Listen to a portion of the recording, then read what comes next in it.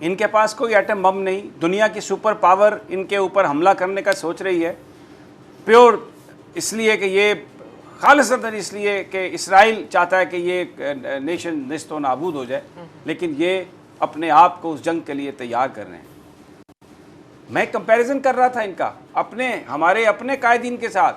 اللہ کا دیا سب کچھ ہے، یہ قوم پوری کی پوری ایک ہے، اس فوج کے ساتھ کھڑی ہے، حکمرانوں کے ساتھ کھڑی ہے، اور ہمارے پاس نیوکلیئر بامز بھی ہیں، ہم نے دشمن کے جہازوں کو ہماری فضائیہ نے گرایا بھی ہے۔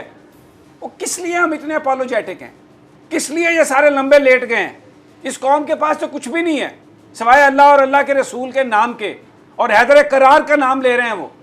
تو مجھے بتائیے یہ سب کچھ جو ہم نے ڈیولپ کیا، یہ سب کچھ جو ہم نے بنایا، اس وقت جو صورتحال ہے، جس طرح جو مرضی ہم کرتے جائیں، آئی ایم ایف کے پاس چلے جائیں، کہیں پہ چلے جائیں، کوئی ڈیمانڈز رکنے والی نہیں ہے۔ ڈو مور، کشمیریوں پر پابندی لگاؤ، اس پر پابندی لگاؤ، اور ادھر لبرل جو ہیں وہ مر جائیں گے، آپ برباد ہو جائیں گے، زمانے میں چلے جائیں گے۔ یہ قوم تو نہیں گئی پتھر کے زمانے میں، نہ یہ قوم ڈر رہی ہے، اللہ پہ یقین ہے ان کا، کچھ بھی نہیں ہے ان کے پاس۔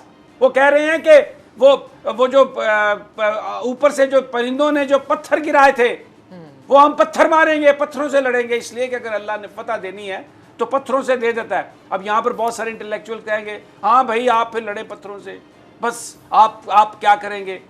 جب آپ کا ایمان کمزور ہو جائے، جب آپ کے اندر لالچ اور حرص آ جائے، جب آپ مفادات کا سودا کرنے لگ جائیں، تو پھر آپ میں ہمت ختم ہو جاتی ہے۔ سبسکرائب کریں اور بیل دبائیں تاکہ کوئی خبر رہ نہ جائے۔